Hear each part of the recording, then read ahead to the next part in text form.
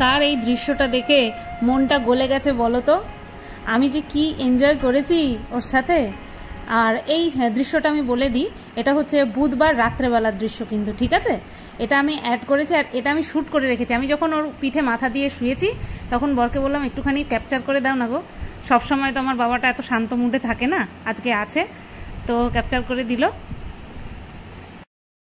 Good morning বন্ধুরা, কেমন আছো সবাই? আশা করছি তোমরা সবাই ভালো আছো আর আমিও ভালো আছি।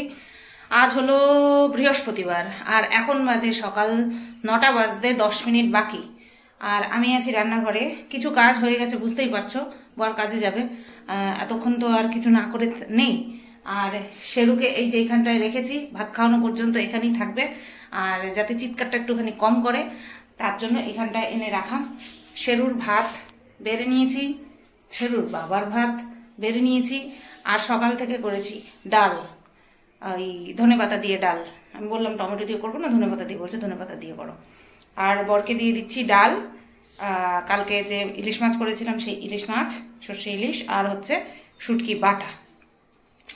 ওই শুটকি বাটা যে মানে কি বলবো, আমিও ভালো খাই, আমি বলবো না যে আমি বাদ দিয়ে সবাই ভালো খাই, আমিও ভালো খাই। আমি একটু গ্যাস ট্যাস হয় তো, ওর জন্য আমি খেতে পারি না, আর যদি অতিরিক্ত ঝাল না থাকে তাহলে খেতে পারি।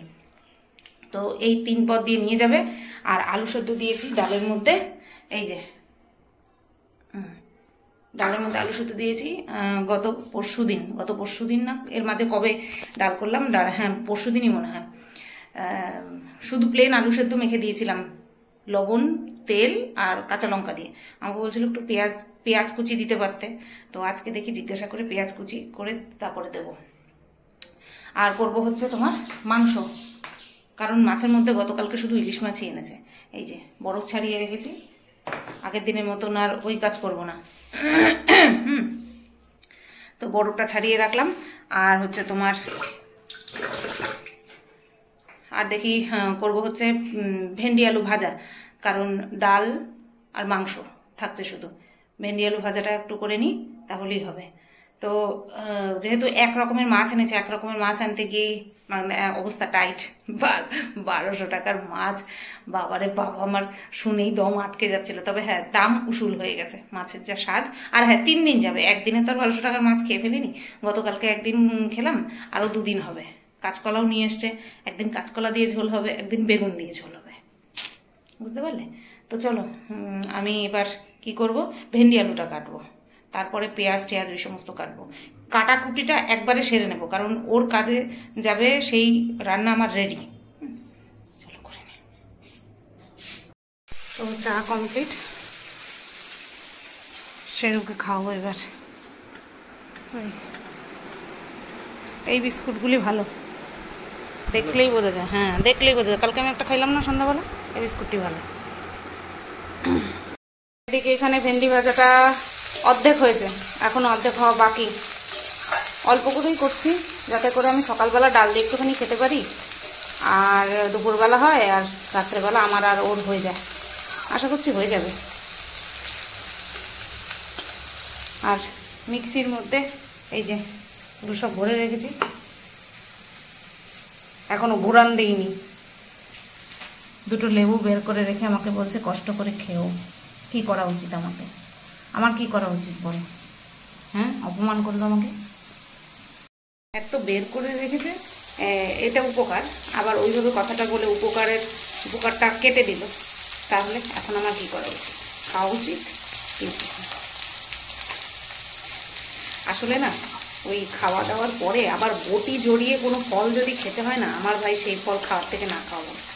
ধরো পেয়ারা টেয়ারা হলো, কমলা লেবু হলো, আঙুর ফল হলো, যেগুলো কিনা বটিতে ছোঁয়াতে হবে না, কাটতে হবে না, ছুলে খাওয়া যায়, অথবা এমনি খাওয়া যায়, আপেল, এইগুলো ঠিক আছে। কিন্তু এই সমস্ত জিনিস আমার ভালো লাগে না, যে এটা কেটে খেতে হবে। আইসা আমি আইসা সুন্দর করে ভাজা হয়ে গেছে, এটা নামাই। এটা নামিয়ে ভিডিওটা পোস্ট করে, টাইটেল থাম্বনেল বানিয়ে ভিডিওটা পোস্ট করে তারপরে শেরুকে খাওয়াবো, তারপরে আমি খাবো। তো আমাদের প্রত্যেকের খাওয়া দাওয়া কমপ্লিট হয়ে গেছে, বর খাওয়া দাওয়া করে চলে গেছে, আমিও খেলাম ডাল আর ভেন্ডি আলু ভাজা দিয়ে। মশলাটাও করে নিয়ে এসছি, আর যেই তেলে ভেন্ডি ভাজা করেছিলাম সেই তেলের মধ্যেই মাংসটা রান্না করব, ঠিক আছে? প্রথমে পেঁয়াজটা দিই,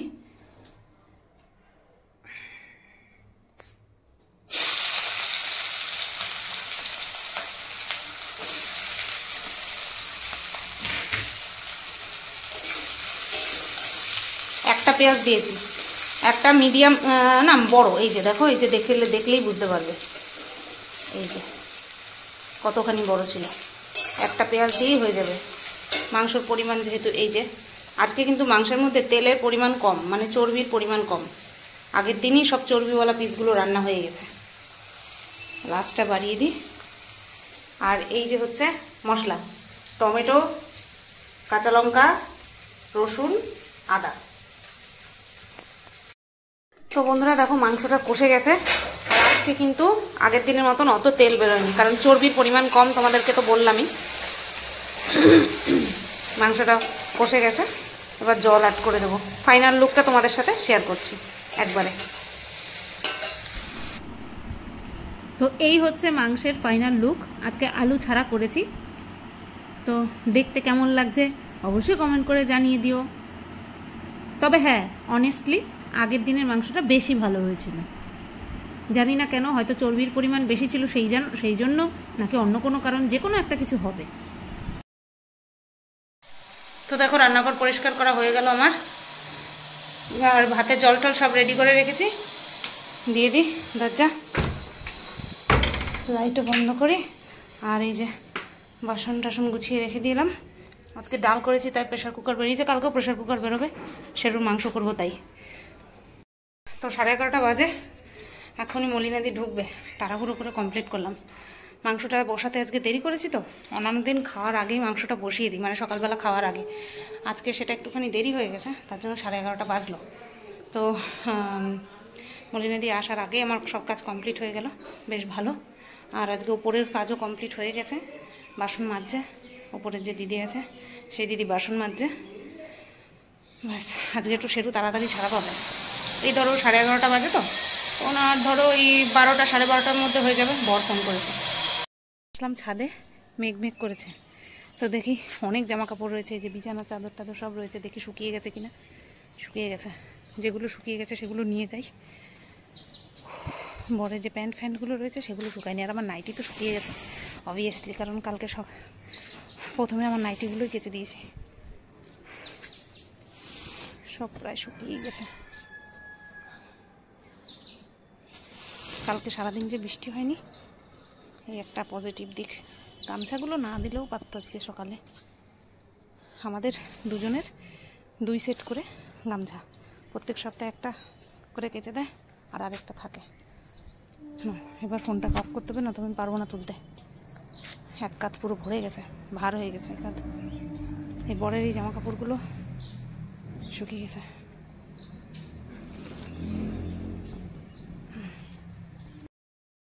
তো বন্ধুরা দেখো আমার পুজো দেওয়া কমপ্লিট হলো এইমাত্র। এই ফুলটা কি সুন্দর লাগছে না দেখতে, কি জানি ভাটুরে ফুল না কি, সরি কি ভাটুরে ফুল। ভগবান, তোমরা কেউ আমারে গালি দিও না কিন্তু, এটা হচ্ছে ভাট ফুল। ঠিকই তো মনে হয় বললাম। এই যে 2:30 এখনো বাজে না, 2:25 বাজে। কেউ কিন্তু উল্টো পাল্টা বললো না, আমার ফুলের সম্পর্কে আইডিয়া ভীষণ কম, ঠিক আছে? এটা ভাট ফুল শুনেছিলাম, আমি বলছি ভাটুরে ফুল। বাবা চলো ওই ঘরে চলো, মা উল্টো পাল্টা বলছে, আসো। ভাত করে রেখেই তারপরে স্নান করতে গেছিলাম। যেই ভাবছিলাম যে মলিনাদির আসতে দেরি হচ্ছে, তাহলে আমি স্নান করে পুজোটা দিয়ে নিই, তারপরে ভাতটা বসাই। যেই আমি মানে রেডি হচ্ছি যাব, 1:05 নাগাদ মলিনাদি এসছে। তো মলিনাদি এসছে, তারপরে ভাবলাম তাহলে মলিনাদি ঘরটার মুছেই নিই, তারপরেই না হয় পুজোটা দেবো। তার জন্য তাহলে ভাবলাম বসে থেকে লাভ নেই, ভাতটা বসিয়ে দিই। ভাত বসিয়ে দিয়ে ভাত করে রেখে মলিনাদি বেরিয়ে গেল। মলিনাদি বেরোনোর পরে তারপরে আমি স্নান করলাম, এই পুজো দিলাম। এখন 2:30 বাজে। এখন খিদে সেরকম নেই, কিন্তু তাও খাওয়া দাওয়াটা সেরেই নি, তারপরে না হয় ভিডিওটা করি। ঘুম পাচ্ছে কেন কে জানে। তাও যাই, আজকে না মাংস আছে, সেটা মানে ভেতরে একটা আনন্দ হয়, আজকে মাংস দিয়ে খাবো। আজকে না সেই আনন্দটা হচ্ছে না। গতকালকে ইলিশ মাছ এত ভালো খেয়েছি, যার জন্য মাংসের মানে টেস্টটা ফেড লাগছে। যাই হোক, খেয়ে নি চলো। কাগজি লেবু একটা পারি, একটা কাগজি লেবু পেরে আনি। সে নাকি দেখতে হবে। গন্ধরাজ লেবুও শেষ হয়ে এসছে। খেতে খেতে আমি আগে খুঁজে নিই, তোমরাও দেখো তো পাচ্ছ দেখতে। আসলে সবই সবুজ, লেবুও সবুজ আর গাছের পাতাও সবুজ, না আমিও দেখতে পাচ্ছি না। পেয়েছি একটা, কিন্তু এটা কাগজি লেবু তো। ওই যে দেখো, হাত ঢুকাবো, চারিদিকে কাটা। বাবারে, মাকড়সার ঝুল, মাকড়সার ঝুল। আরে সর্বনাশ, দেখো এটার মধ্যে খোঁচা খেলাম, পিঠের মধ্যে।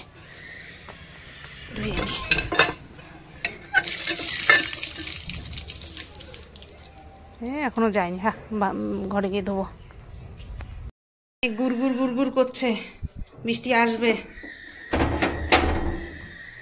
এসে আবার শিওর হলাম, নাকে ঠেকিয়ে, যে এটা কাগজি তো, গন্ধ রাস্তা এত ছোট না,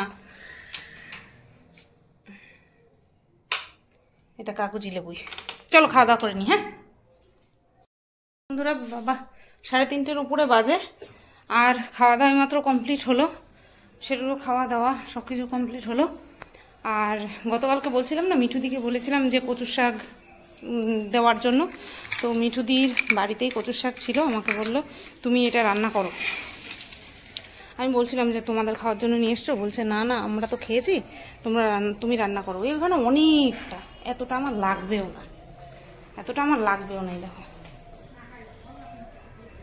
এখানটা আপাতত থাক, ওগুলিকে কাটাই তো। আমি বললাম গলা টলা ধরে না তো, বলছে আমরা তো খেলাম গলা ধরেনি।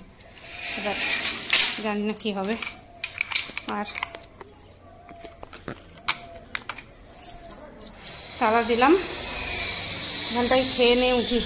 সেটা হচ্ছে এই যে আমাকে অপমান করে বলেছিল না যে দয়া করে খেও, তো লেবু দুটো কেটেছি, খেয়ে নিয়ে তারপরে যাব ভিডিও করতে। খেয়ে নিয়ে, আজকেও অনেক দেরি হবে। দুপুরবেলা এরকমই প্রবলেম হচ্ছে, ওয়াইফাইটা বড্ড প্রবলেম করছে দুপুরবেলা, ভিডিও আপলোড হয়ই না।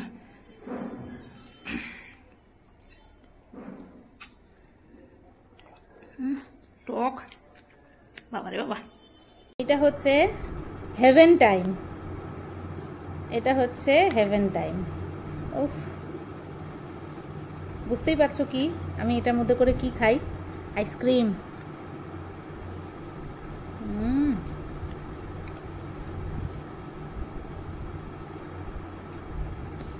থ্যাংক ইউ দিদি, থ্যাংক ইউ আমার পছন্দটা মনে রেখে আমাকে এটা গিফট করার জন্য।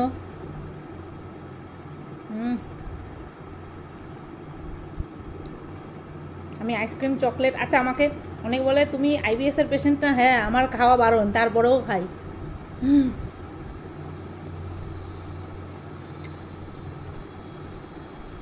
আহা, গুড ইভিনিং বন্ধুরা, 7:15 বাজে। আর আমি উঠেছি, বুঝতেই পারিনি 6:45 বেজে গেছে। আমি উঠেছি, উঠে দেখি অঝোরে বৃষ্টি হচ্ছে, অঝোরে নন স্টপ। এখন বৃষ্টির মাত্রাটা একটু কম, ধলি না পেরে একদম সিঁড়ির ওপরে চলে এসেছে। শোবে কোথায় বেচারা?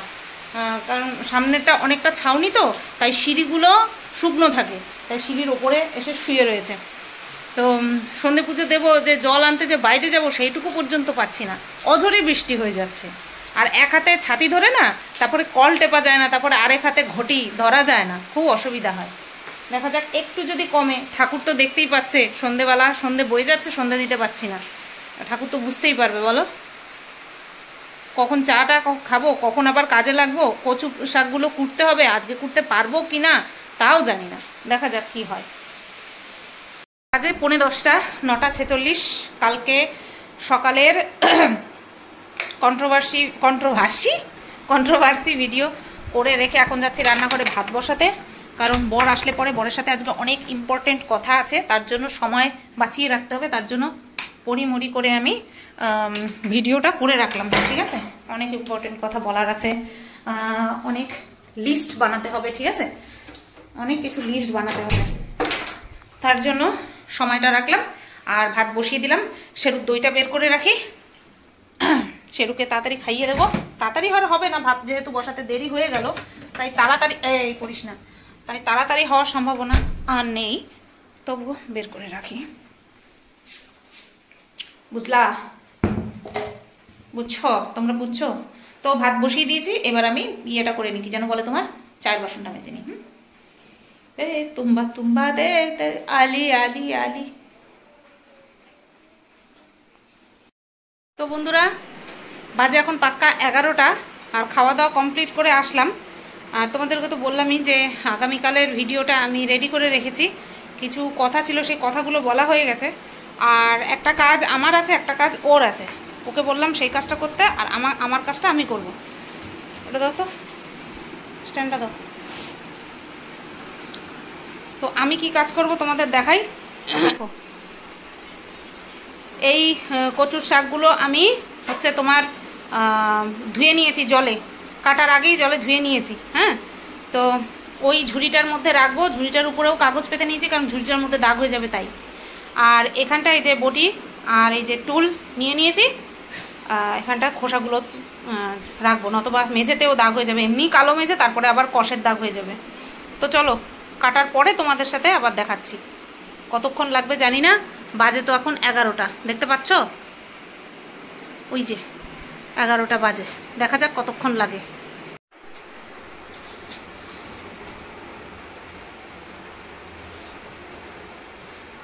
এখানে দেখো আমি কচুর শাক কাটতে সবে বসেছি, আর শেরু এসে আমার পাশে পুরো শুয়ে পড়েছে। ও ঠিক করে তুলতেও পারিনি, আসলে বালতিটা রয়েছে তো তার জন্য। আমি বললাম একটুখানি ক্যামেরাটা ধরে দাও তো। কত সুন্দর আমার ছেলে লক্ষ্মী হয়ে কাজ দেখছে, দেখো কি সুন্দর। ওই যে উঠে গেল, বুঝতে পেরেছে বাবা ক্যামেরা করছে।